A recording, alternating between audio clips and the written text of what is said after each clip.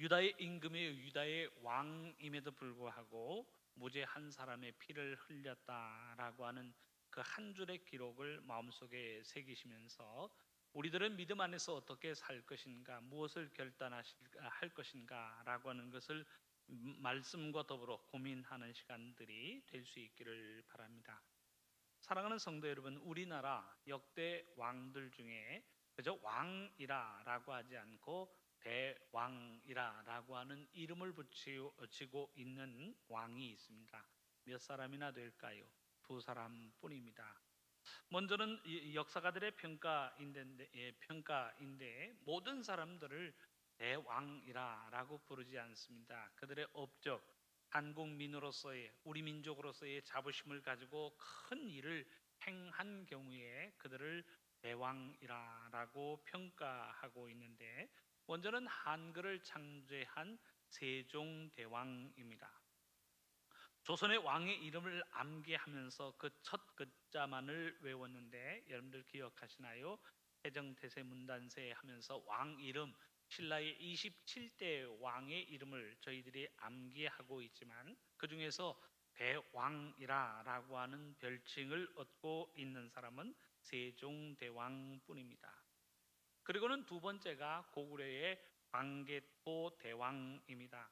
17세의 왕위에 올라서 38세에 사망하기까지 그야말로 영토를 넓히는 전쟁에서 한 번도 패한 적이 없는 백전백승의 왕이 곧 광개토 대왕입니다. 그래서 그를 광개토 태왕이라고 부르기도 하는데 거기에서 태왕이라고 하는 것은 큰 왕이라고 하는 클 태자를 사용하여 부르고 있습니다. 그의 공식적인 이름도 그대로 부른다면 국강상 광개토경 평안 호태왕이라고 하는, 그래서 태왕, 정말로 큰 일을 한 왕이라고 하는 의미에서 그렇게 부르고 있습니다. 이에 비해서 특이한 호칭을 가지고 있는, 별명을 가지고 있는 왕이 있는데 고구려의 20대 왕이었던 장수왕이 그 사람입니다. 원래 이름이 장수왕이 아니, 그런데 장수하면서 그야말로 80년이 넘는 기간 동안 왕위에 재직을 해 있었기 때문에 사람들은 그를 장수하였다라고 하는 의미의 장수왕이라고 부르고 있습니다. 394년에 출생해서 491년에 사망하기까지 98세를 산 인물입니다. 412년 18세에 고구려 왕으로 등극하였으니 왕으로 고구려의 왕으로 재임한 기간만 80년이 넘는, 그야말로 인생도 길게 살고 왕도 80년 동안 고구려를 다스렸던 왕, 그래서 그를 이름하여 장수왕이라고 하는 별명으로 부르고 있습니다. 그렇다면 관심을 좀 돌려서요, 성경에서 제일 오래 산 사람이 누군가 하면 모든 교인들이요, 무두셀라입니다. 969세입니다 라고 하는 것을 알고 있습니다. 그럼 이스라엘과 유다 왕 중에 제일 오랜 기간 왕으로 재임한 사람이 누구인가 라고 하는 질문입니다. 오늘 설교의 본문이나 이런 어떤 제목을 볼 때 그가 누구인가 라고 하는 것 여러분들 미루어 짐작하시겠지요. 오늘 본문에 등장하는 므낫세 왕이 가장 오랜 기간 왕으로 유다를 다스렸던 왕으로 알려지고 있습니다. 이스라엘이 분열된 이후 유다 왕국의 14번째 왕으로 아버지 히스기야를 이어서 왕으로 등극하고 있는 사람이 오늘 본문에 등장하고 있는 므낫세의 왕입니다. 12세의 왕이 되어서 55년 동안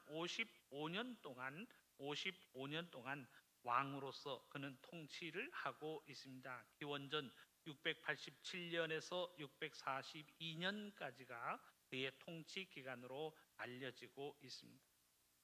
므낫세 왕의 아버지는 우리가 잘 알고 있는 히스기야 왕입니다. 여러분들 히스기야가 어떤 일들을 감당하였는가 잘 아시지요?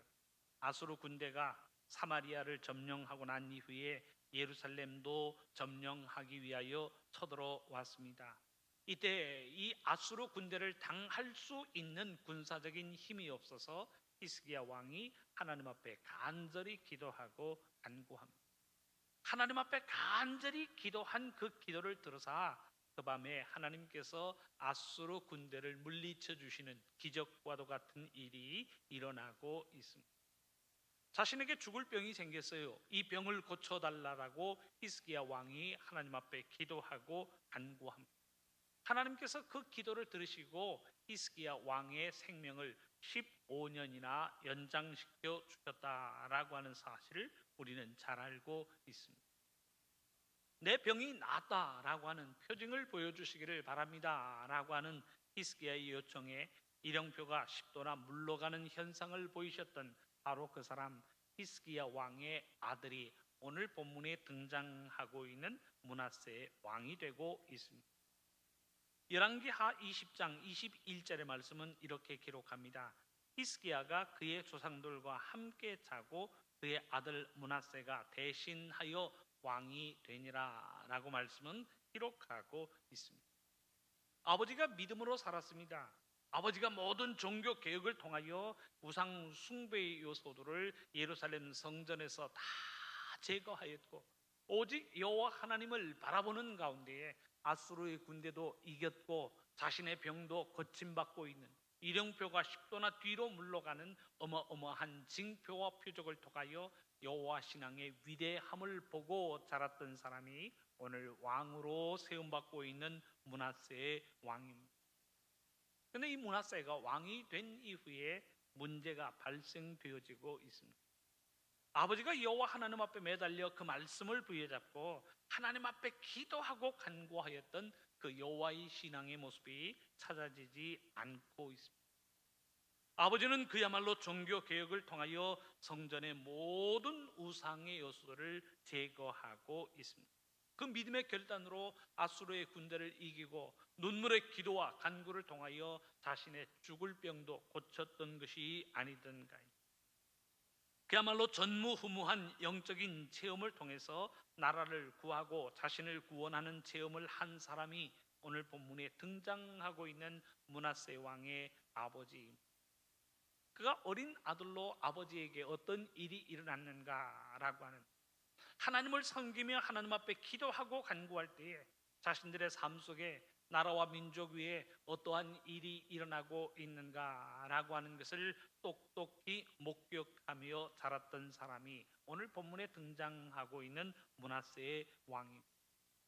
그런데 이 왕이 다시 바알 신앙으로 돌아가고 있습니다. 아버지가 헐어버렸던 산당들을 다시 세우고 있습니다. 예루살렘 성전에서 제거하였던 1월 성신을 향한 제단들을 다시금 이 므낫세 왕은 세우고 있습니다.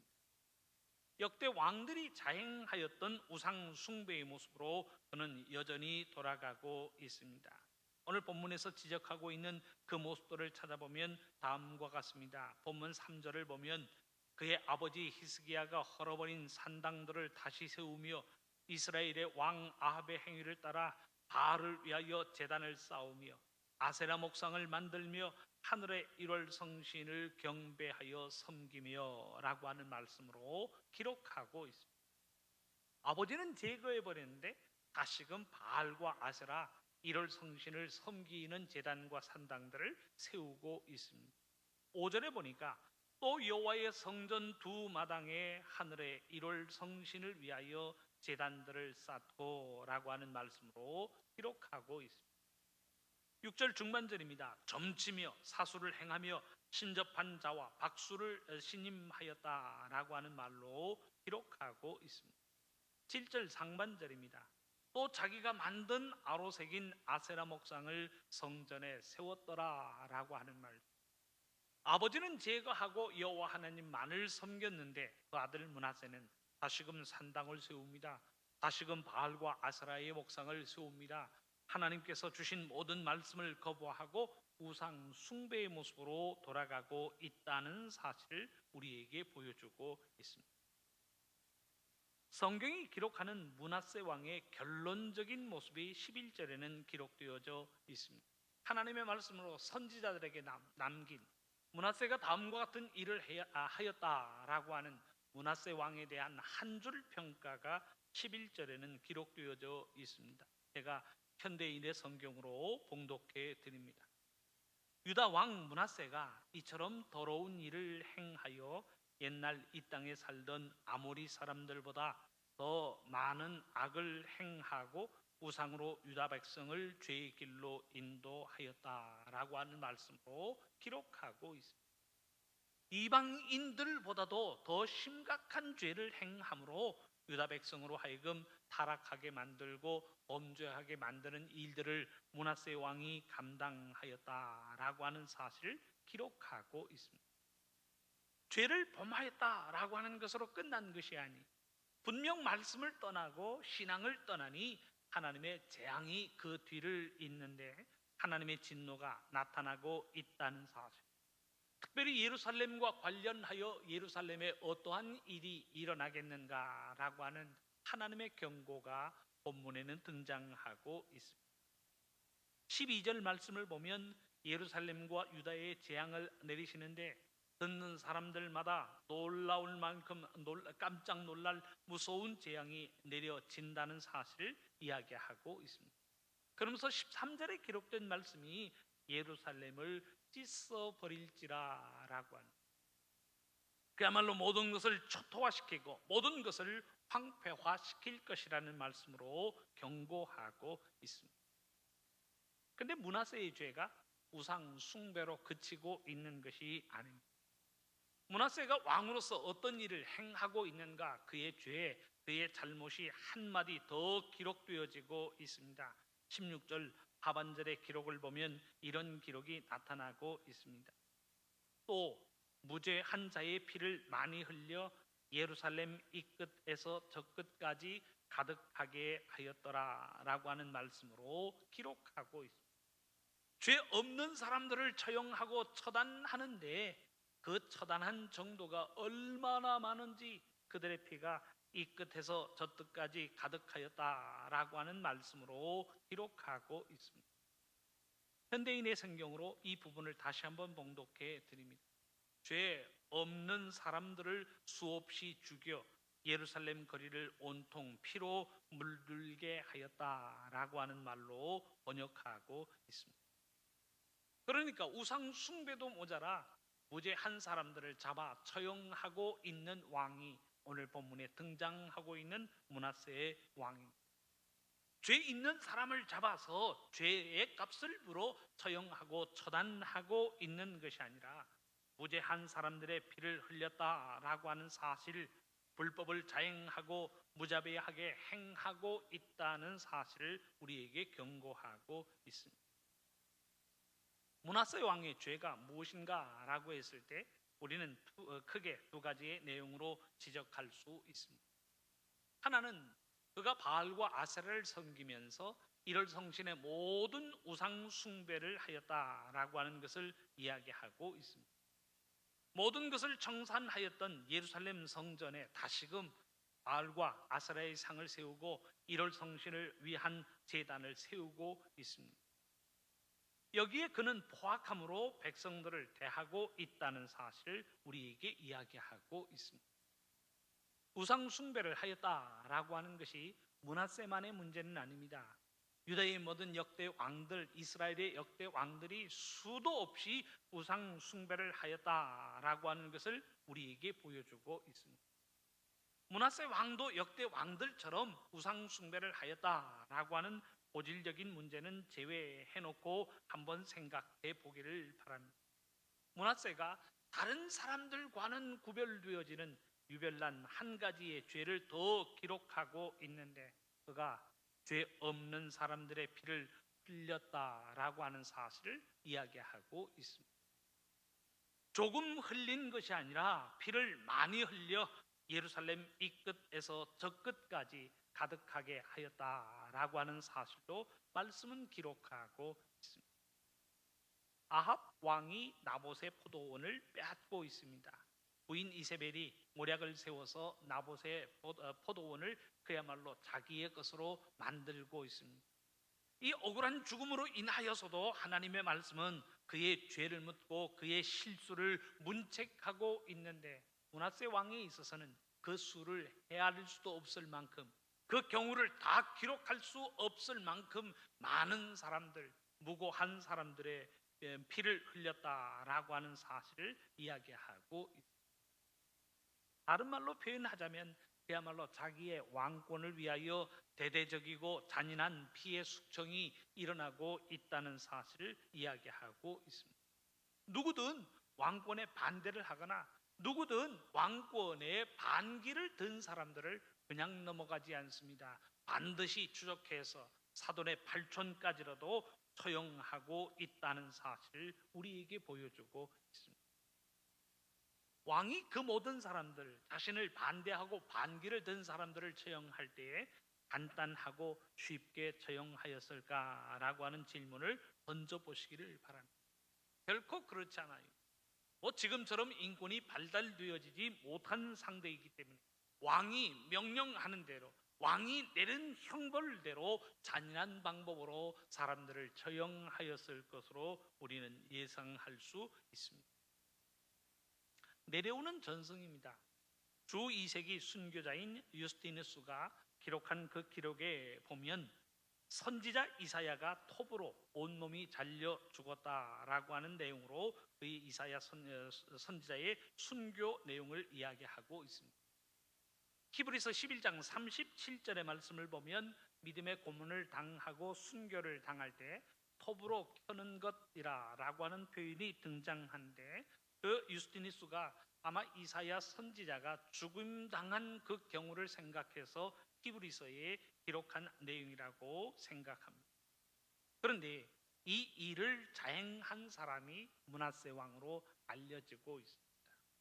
하나님의 말씀을 증거합니다. 그 말씀으로 인하여 잘못된 것을 잘못되었다라고 이야기할 때 그냥 두지 않습니다. 잡아라, 죽여라, 죽이는데 그냥 죽이지 말고 톱으로 그 온몸을 조각내어라 명령을 내리고 있습니다.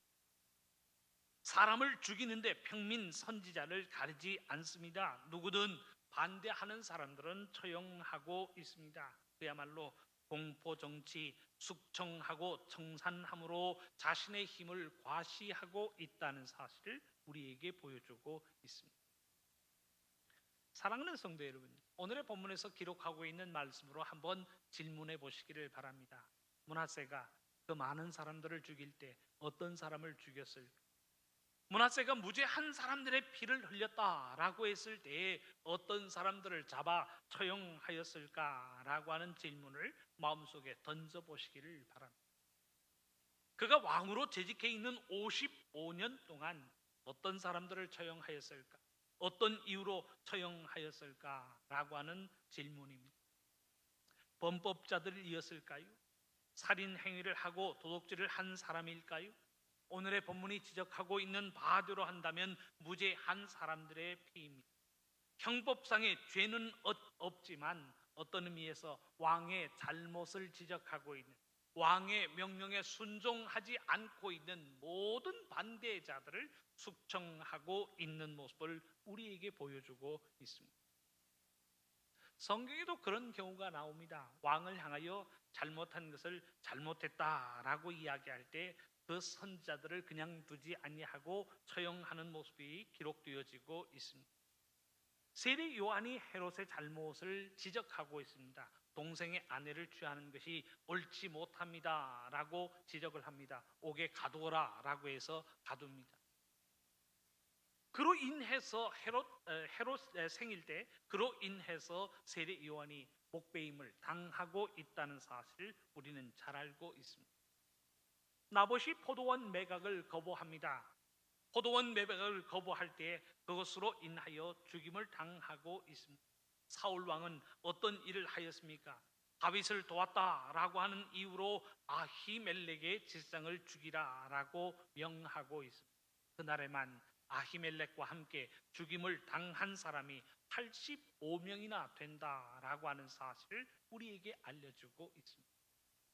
잘못이 있는 사람들이 아니 왕의 잘못을 지적하고 왕의 명령에 순종하지 않는다라고 하는 이유, 양심적으로 일하고 하나님의 말씀에 순종하여 일을 하고 순종하였지만 왕의 마음에 들지 않는다, 왕의 명령에 순종하지 않는다라고 하는 이유로 그들은 죽임을 당하고 있다는 사실을 우리에게 보여주고 있습니다. 오늘 본문에 등장하고 있는 므낫세는 그야말로 자신의 정적들을 처형하는 잔인함을 우리에게 보여주고 있습니다. 누구든지 반대하는 자, 누구든지 대항하는 자는 죽이라라고 명령하고 있습니다. 반대하는 자, 따르지 않는 사람들, 이의를 제기하는 사람들, 할 말이 있다고 손을 드는 모든 사람들은 죽이라라고 명령하고 있습니다. 장로교회 목사님하고 순복음교회 목사님이 한 자리에 만나 이야기를 합니다. 실제로 있었던 이야기. 장로교회 다니던 성도들이 순복음교회에 가서 다니던 경우가 있대요. 순복음은 장로교회하고 분위기가 다릅니다. 재직회를 할 때 혹은 공동회의를 할 때 목사님 할 얘기가 있습니다 라고 손을 드는 사람들은 전부 장로교회에서 온 사람입니다. 그 목사님이, 순복음교회 목사님이 그런 얘기를 한답니다. 여기는 순복음교회니까 순종하든지 나가든지 하십시오. 그러다가 보니까 목사님 할 얘기가 있습니다, 이 이야기를 하지 못하는 분위기가 순복음교회라고 이야기합니다. 므낫세도 그런 모습으로 나라를 다스렸던 것 아닌가요? 임금님 드릴 말씀이 있습니다 라고 하면 제 죽여 말이죠. 임금님 그리 되면 안 되옵니다, 제 감옥에 넣어 말이죠. 그야말로 공포 정치를 펼치면서 누구든지 자기의 뜻에 반대하는 자, 자기의 명령에 순종하지 못하는 사람들을 처형하는 그 피해 정치, 공포의 정치를 통하여 55년의 세월을 지내오고 있습니다. 누구든지 왕을 향하여 손만 들어도 죽이고 기침만 하여도 죽여버리는 공포 정치의 시간이 55년 동안 이어지고 있습니다. 어느 누구도 므낫세의 권위에 반항하거나 도전할 수가 없는 모습을 우리에게 보여주고 있습니다. 본문 16절의 말씀은 므낫세의 그 잔인한 모습을 우리에게 기록하고 있습니다. 므낫세가 유다에게 범죄하게 하여 여호와께서 보시기에 악을 행한 것 외에도 또 무죄한 자의 피를 심히 많이 흘려 예루살렘 이 끝에서 저 끝까지 가득하게 하였다.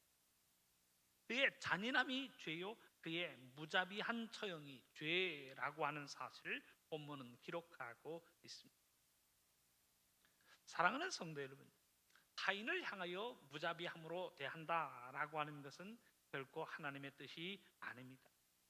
내가 무자비함과 냉정함을 가지고 상대방을 제압하려라고 한다면 하나님의 뜻을 이루지 못하는 삶이라고 이야기할 수 있습니다. 만일 상대방을 힘으로도 제압하는 것이 하나님의 뜻이라고 한다면 하나님은 결코 우리를 용서하지 않으셨어야 합니다. 하지만 하나님께서는 우리의 죄, 우리의 허물을 용서하여 주십니다. 심지어 우리가 우리의 죄를 감당하지 못할 때 예수 그리스도 하나님의 아들의 대속의 죽음을 통하여서도 우리의 죄를 용서하여 주신 분이 우리의 하나님이십니다. 용서를 말씀하시고 긍휼을 베푼 사람이 긍휼의 옷으로 옷 입는다는 사실을 우리에게 가르치고 있습니다. 그럼에도 불구하고 우리의 세상을 한번 바라보시기를 바랍니다. 이 세상이요 얼마나 폭력적으로 변해가고 있는지. 참는 사람을 찾아볼 수가 없습니다. 법대로 하자라고 이야기하지만 실제로는 내가 만족해야만 법대로 되었다라고 하는 것을 인정합니다. 운전을 해도요 보복 운전입니다. 언어 폭력에 이은 성폭력, 학원 폭력은 물론 아파트에서도 층간 소음으로 인한 폭력이 난무합니다. 유치원에서 발생하는 폭행의 문제, 심지어는 데이트 폭력이라고 하는 표현도 등장하고 있습니다. 한번 신문 사설을 보니까 헤어지자라고 하는 이별 통보를 할 때 목숨을 걸어야 하는 것인가? 헤어지자는 말만 하면요 상대방을 죽여서라도 복수를 갚는 일들이 자행되어지고 있습니다. 파업을 하면 나타나는 단어가 점거, 농성, 대치, 투쟁, 삭발, 심지어는 상대방의 은밀한 사실을 폭로하는 팩트, 폭력까지 우리들의 사회에서 등장하고 있습니다. 내 권리를 지키기 위해서 폭행, 폭력의 문제가 들끓고 있는 세상이 지금 우리가 살아가고 있는 이 세상이라는 사실. 세상은 그렇다 치고요, 교회는 다른가라고 하는 질문을 한번 던져보시기를 바랍니다. 세상에서 일어나고 있는 일들이 교회 내에서도요 그대로 일어나고 있습니다. 이제는 교회 문제도 교회 안에서 해결하려 하지 않고 있습니다. 전부 법정으로 달려가 고소 고발을 합니다.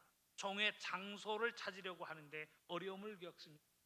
장소가 좁고 예산이 부족해서 어려움을 겪는 것이 아니에요. 총회를 하면 그 총회 기간 내에 밖에 현수막이 붙고요, 찬성하는 사람, 반대하는 사람이 들끓어서 총회를 방해합니다.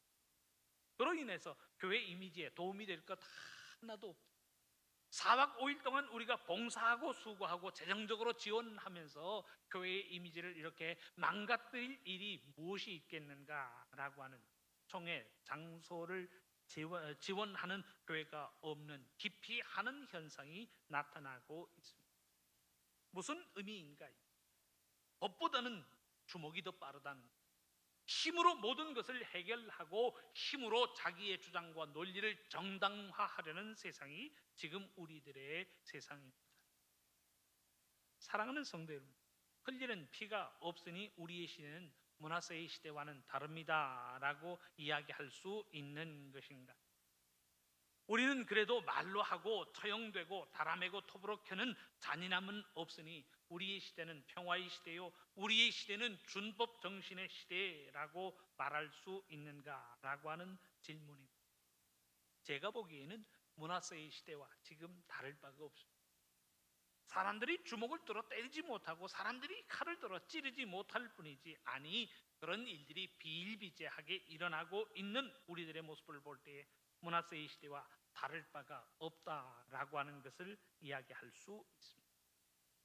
이때에는 왕 한 사람이 그러한 일을 행하였는데, 지금의 시대는요 우리 모두가 므낫세의 모습으로 살아가고 있습니다. 내 마음에 들지 않는 사람 저주합니다. 내 마음에 들지 않는 사람 단절합니다. 내 마음에 들지 않는 사람 고소 고발을 통해서도 끝까지 싸워보려는 그 잔인함을 가지고 우리는 살아가고 있습니다. 그야말로 폭력이 난무하는 세상이라고 이야기할 수 있습니다. 보이는 피가 없다라고 할지라도 이 끝에서 저 끝까지 폭력과 억울한 희생이 난무하고 있는 세상이 지금 우리들의 살고 있는 세상입니다. 사랑하는 성도 여러분, 므낫세의 죄 우선은 우상 숭배에 있었습니다.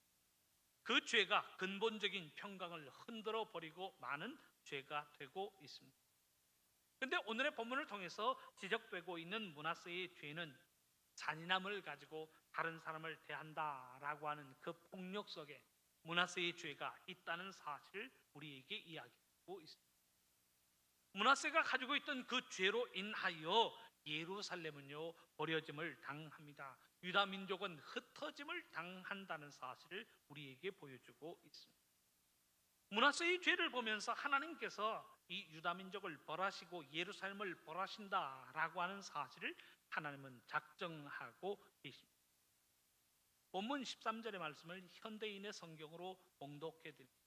내가 사마리아와 아합의 집안을 벌한 것처럼 예루살렘을 벌하고 그릇을 깨끗이 씻어 엎듯이 예루살렘을 깨끗이 쓸어버릴 것이다. 하나님의 말씀으로 기록되어지고 있습니다.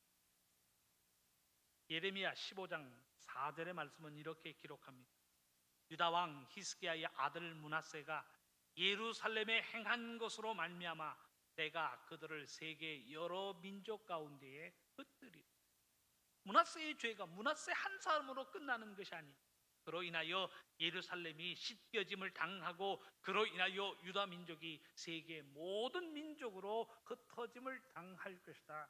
하나님의 재앙이 임하고 있습니다.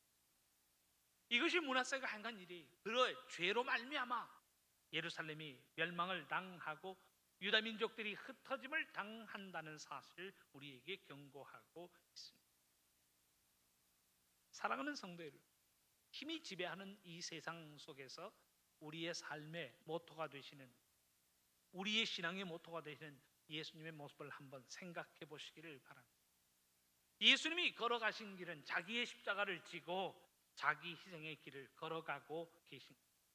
예수님 오셔서 남을 피 흘리게 만드시는 것이 아니라 남을 위하여 자신이 피 흘리는 사랑의 모습을 우리에게 보여주고 계십니다.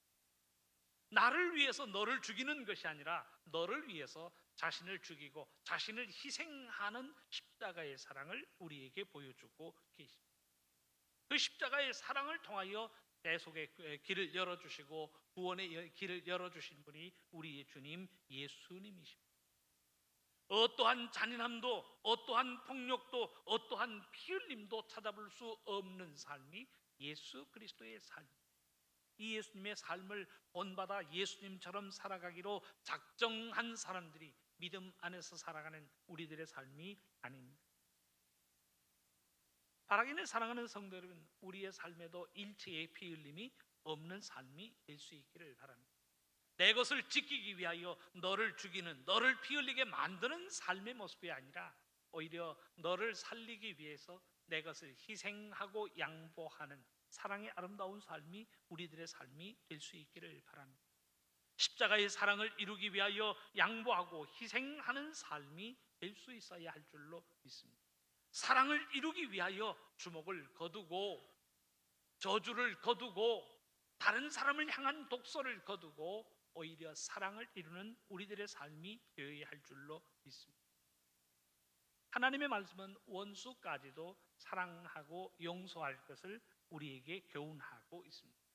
원수가 배고파하거든 먹이고 줄이거든 마시게 하라라고 하는 사랑의 아름다운 모습을 가질 때에 우리의 가정, 우리의 교회, 우리의 나라와 민족은 하나님의 나라로 알 줄로 믿습니다. 그 아름다운 신앙의 목적을 이루기 위해서 오늘의 삶 속에서 십자가의 사랑으로 결단하여 나아가는 우리 모두의 삶이 될 수 있기를 주님의 이름으로 축원합니다.